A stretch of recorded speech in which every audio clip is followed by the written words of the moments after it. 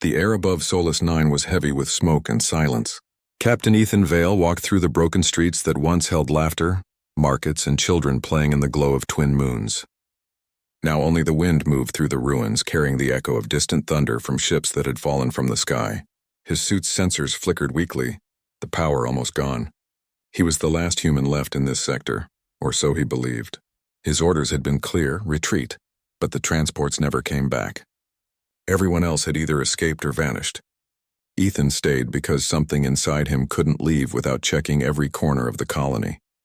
He walked past the skeleton of a crashed shuttle, through piles of shattered glass and twisted steel. Every sound made him grip his rifle tighter. The enemy drones sometimes came back at night, searching for heat signatures. He had learned to move like a shadow, to breathe quietly and to sleep with one eye open. The city was a graveyard, yet he felt that someone, or something, was still alive. As dusk fell, a strange pulse reached his scanner, a faint life form reading deep beneath the old cathedral. He stopped. The signal was weak, flickering in and out. For a moment he thought it was an error, but then it came again, a slow rhythm like a dying heartbeat. Ethan turned on his helmet light and made his way toward the fallen cathedral. Its towers split in half, its walls burned black by plasma fire.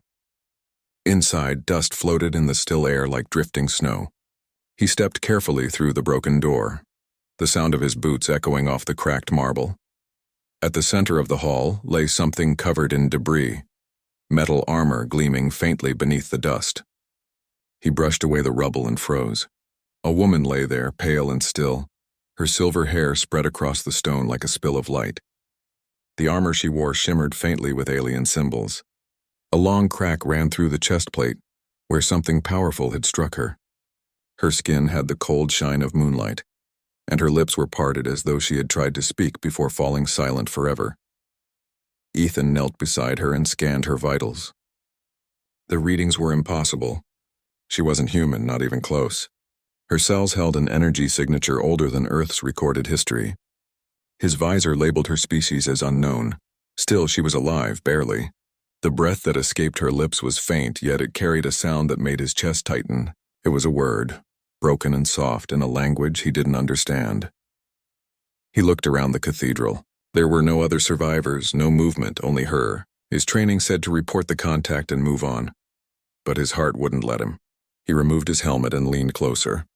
Her eyelids fluttered, and for a brief instant he saw her eyes, silver, full of stormlight, fading fast. She looked frightened, not monstrous, not cruel. "It's all right," Ethan whispered. "You're safe. Don't give up now." His words might have meant nothing to her, but something in her expression softened. He noticed that the energy cells in her armor were drained, and the power conduit at her neck had snapped. Without energy, she would die within minutes. He hesitated only once before pulling the life support cable from his own suit. Connecting it to her armor might end his remaining oxygen supply, but he didn't care. The connector sparked, lights flickered, and a faint hum began to rise from her chest plate. Her pulse returned, slow but steady. Ethan's breathing grew shallow as his own systems weakened, but when her color warmed slightly, he smiled behind the pain. He adjusted the cable and whispered, "Come on, stay with me." She didn't answer, but her fingers twitched slightly as if trying to hold on to life itself. He stayed beside her until the light in her armor stabilized. When he tried to stand, dizziness hit him hard. He leaned against a fallen pillar, watching her sleep. He told himself he would disconnect once she was strong enough. The night dragged on. Distant explosions painted the horizon in dull red flashes. Ethan's eyes grew heavy, but he forced himself to stay awake. After hours of silence, he heard movement. Her hand lifted slowly, reaching for the air as if searching for something. Then she opened her eyes again. They caught the moonlight like mirrors, filled with confusion and fear. She looked around wildly until her gaze fell on him. Her voice was hoarse, but the words carried a strange rhythm. "You are human?" Ethan nodded, unsure if she understood. "Yeah," he said softly. "Human, you were hurt." I helped." Her brows drew together. She seemed to struggle to understand why a human would help her. "Why?" she whispered. He looked down at the cracked floor, at the ash coating his boots. "Because no one deserves to die alone." The words hung in the air, simple yet powerful. For a moment, neither of them moved. The wind howled through the broken windows, carrying ash like snowflakes between them. Then a distant hum broke the quiet. Enemy drones. The scanners on his wrist flashed red. They were sweeping the ruins again. Ethan cursed under his breath, picked up his rifle, and looked at the alien woman. She was too weak to move. "Can you walk?" he asked quickly. She tried but fell back, her strength gone. He didn't hesitate. He slid his arms under her, lifting her carefully. Her armor was heavier than he expected, but he held on tight. "Hold on," he muttered. As he carried her out of the cathedral, light from the search drones cut across the ruins. He ducked behind pillars, moving fast through alleys. The woman's head rested against his shoulder, and he could feel the faint thrum of energy beneath her skin. Every breath she took seemed to echo with something ancient and powerful, yet fragile at the same time. They reached the tunnel that led to the underground hangar, a place he had used as shelter before. The drones passed overhead, scanning the area but missing their heat signature. Once they were safe inside, Ethan lowered her onto a small cot made from torn parachute fabric. He reconnected the cable to keep her suit powered. For a long time, neither spoke. The only sound was the soft hum of power transfer. She watched him silently, her eyes following every motion. Her expression had changed. It was no longer fear, but something like wonder. "You risked your life," she said finally, her voice still weak but clearer now, for a stranger. Ethan smiled faintly, though exhaustion pulled at his face. "Guess I've done worse things." She tilted her head slightly, studying him like one might study a puzzle. "Humans are strange," she murmured. He laughed quietly.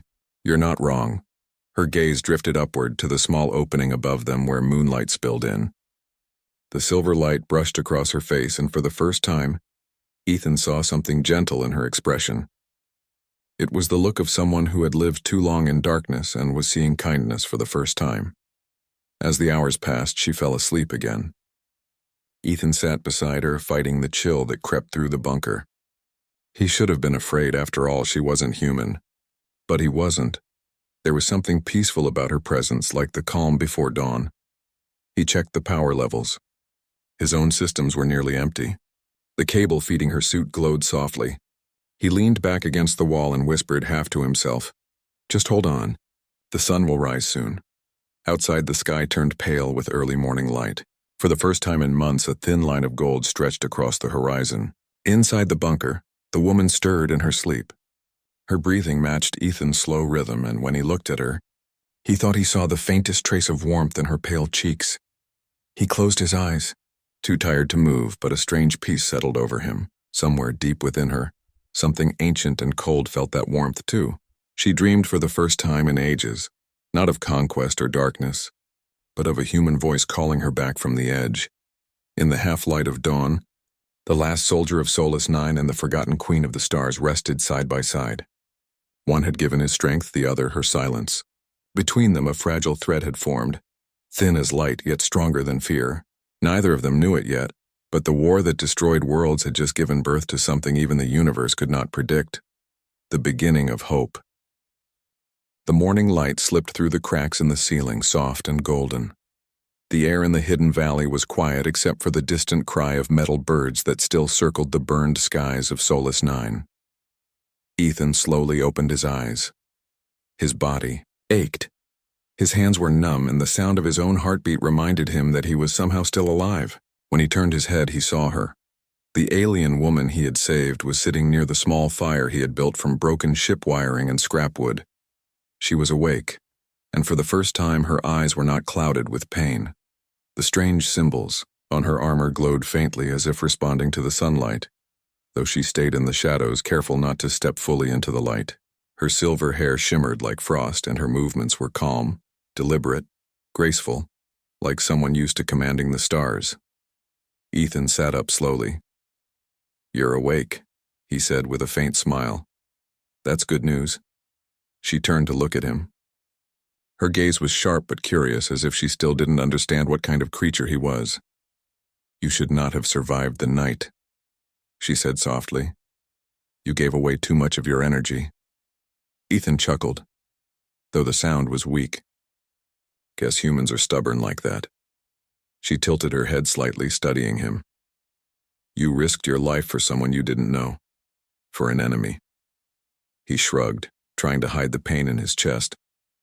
"You weren't my enemy, just someone who needed help. Her expression changed. For a moment she looked like she wanted to argue, but then she fell silent. She looked out toward the horizon, where smoke still rose from the remains of warships. The wind blew across the valley, carrying the faint scent of burned metal. "My name is Elira," she said quietly. "Queen of the Nikthara. Or I was." Ethan blinked. He remembered the old reports, the stories that had traveled through human fleets, tales of the Nikthara, a race that fed on the energy of other beings, a people who ruled the dark corners of the galaxy. He had fought in battles against their fleets, but never believed he'd meet their ruler face to face. "You're their queen," he repeated softly.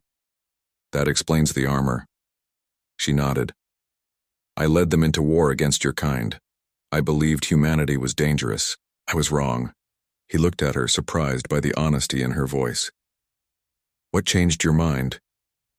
Elira's eyes drifted to the power cable that still connected his life support to her armor. "You did," she said. "You gave what was yours so that I could live. I have ruled empires, yet I have never seen mercy like that." Ethan didn't know what to say. He looked down at his hands, cracked and burned from the long days of war. "We're not all like that," he said. "Some humans are cruel too." She gave a faint, almost human smile. "Perhaps, but cruelty I understand. Compassion, that is rare." They sat in silence for a while. The fire crackled softly, and for a brief moment, the war outside seemed far away. Ethan felt peace he hadn't known in months. Still, he could see the sadness in her eyes. She looked around the valley as if searching for something that no longer existed. "What happens now?" he asked quietly. Elira looked up at the sun and winced. "I cannot stay in this light for long," she said. "The warmth burns. I was born in darkness. The stars are my home, not the day." Ethan stood and adjusted the tarp above her head, blocking more sunlight. "Then we stay in the shade," he said simply. "At least until nightfall." She watched him move with a look he couldn't read. No soldier had ever spoken to her like that. No one had ever cared for her comfort. For centuries she had been obeyed, feared, worshipped, but never treated with kindness. It made something inside her shift, something she thought had died long ago. When the sun finally dipped low, they began to prepare for night. Ethan checked the scanners. One of the enemy drones was approaching. "We need to move," he said quickly. He packed the remaining supplies into his bag and looked at her. "Can you walk?" "I can," she said firmly, standing tall, though her movements were still slow. They moved through the ruins together, staying low. The drone's red light passed over them once, twice, searching.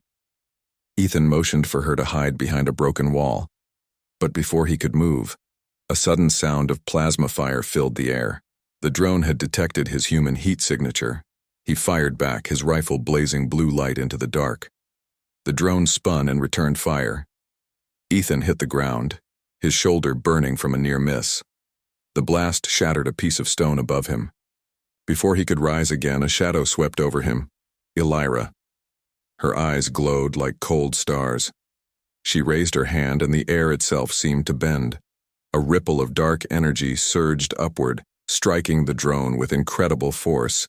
It exploded, in a shower of sparks and metal fragments that rained down around them. Ethan stared, speechless.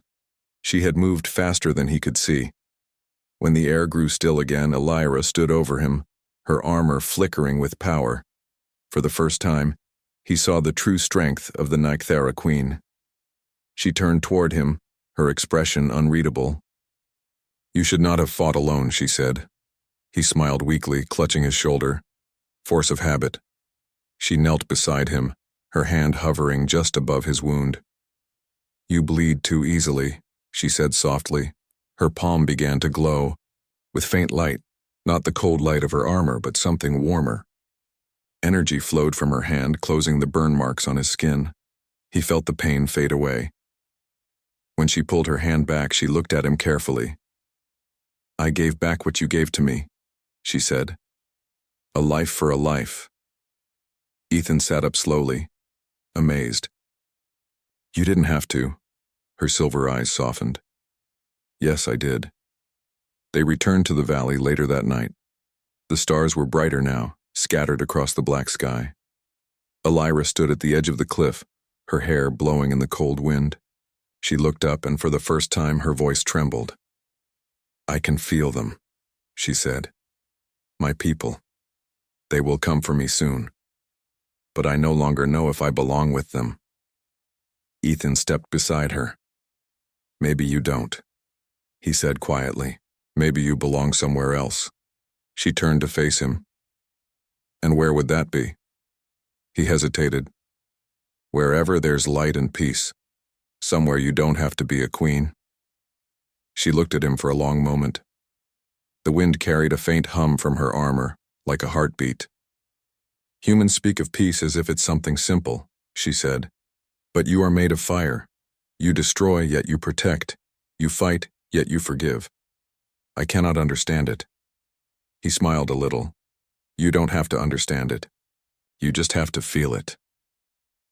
For a moment, neither spoke. The stars reflected in her eyes, and he saw a gentleness there that hadn't existed before. Then she whispered, You changed me, human. Ethan shook his head. No. Maybe you were just waiting for a reason to change. She looked at him again, and this time her voice was quiet. Perhaps the universe made you my reason. The night deepened. The two of them sat by the fire, silent but not distant. She spoke of her world, of endless darkness and golden towers where no laughter echoed. He spoke of Earth, of oceans and wind and the warmth of sunlight. Each story felt like a bridge between their worlds. As dawn approached, Elira rose and walked toward the edge of the valley. The first light touched her face, and for the first time, it did not burn. She looked down at her hands, then back at Ethan. The sun no longer hurts, she said softly. He smiled. Guess you're getting used to it. She took a slow breath and stepped into the sunlight. Her silver eyes shone with wonder. Perhaps the darkness inside me was never meant to rule the stars, she whispered. Perhaps it was meant to learn from the light. Ethan joined her, standing shoulder to shoulder. The ruins around them glowed in the early light, the war-torn planet slowly waking again. What will you do now? He asked. She looked at him with a calm he had never seen before. I will go where you go, she said simply, until I find what this feeling means. He laughed softly. We'll figure it out together. Above them, the wreckage of ships drifted apart as if the sky itself was healing.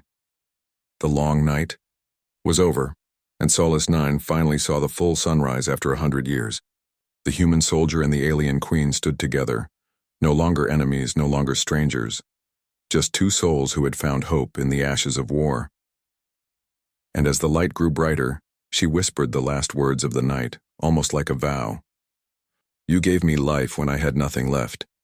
Now wherever you go, the Queen of the Nycthera will follow, not to rule, but to remember. Ethan turned toward her, smiling. Then we both survived for a reason. Together they walked into the light, two lives bound by mercy, proving that even in the vast cold of space, humanity could still teach the stars how to feel again.